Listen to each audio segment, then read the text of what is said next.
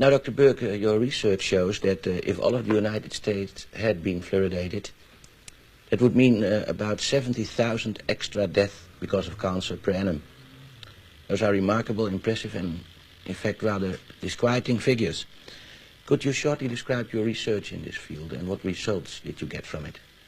Yes. The 70,000, of course, would represent 1/5 of all the cancer deaths in the United States, twice as many from breast cancer in women, and twice as many as from lung cancer in man.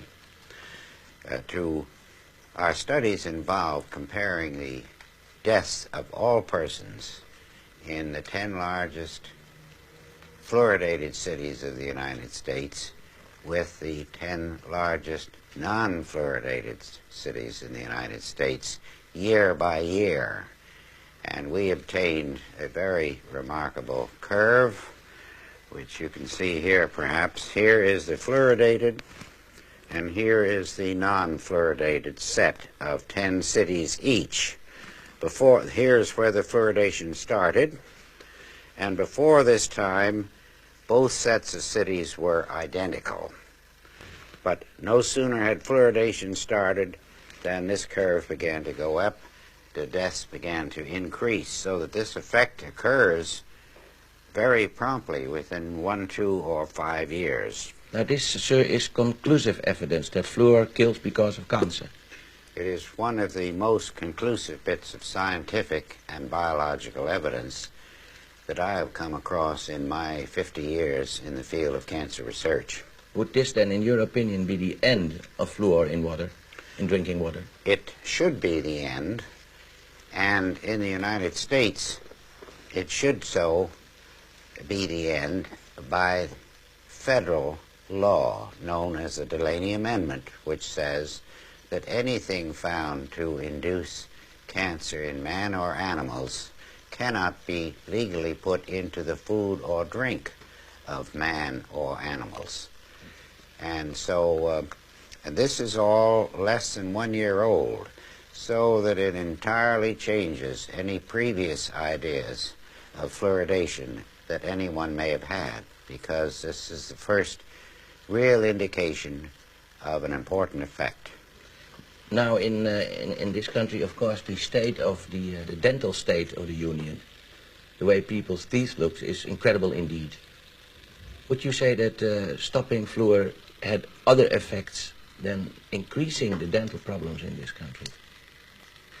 Well, I would rather look at it that it would certainly help the cancer death situation in this country, which I'm sure most people would agree is far more important than a temporary benefit to teeth in adolescent children.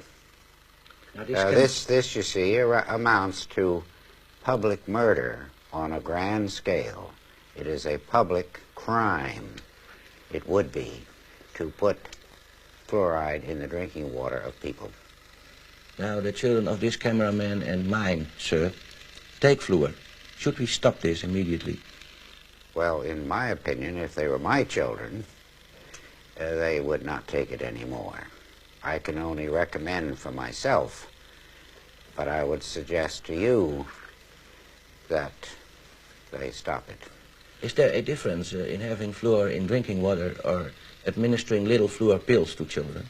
Well, of course, the little fluor pills are a much smaller proposition than drinking gallons of water per day or per week, as well as taking a bath in it and washing your automobile in it and watering your lawns. That's a very massive thing compared to brushing teeth with fluoridated toothpaste. But our work is immediately concerned with drinking water. What happens to toothpaste, I'm quite willing to let the future studies go into that in more detail. There is, of course, you talk about murder, sir, an ethical aspect to all this, a law aspect, an aspect of people's inhumanity to people. What is your idea about how should this be implemented in our society? the ethical aspects of administering poison, as it were, to people? Well, I think this aspect, this murder aspect, clearly indicates a very strong unethical aspect to forcing people to kill themselves.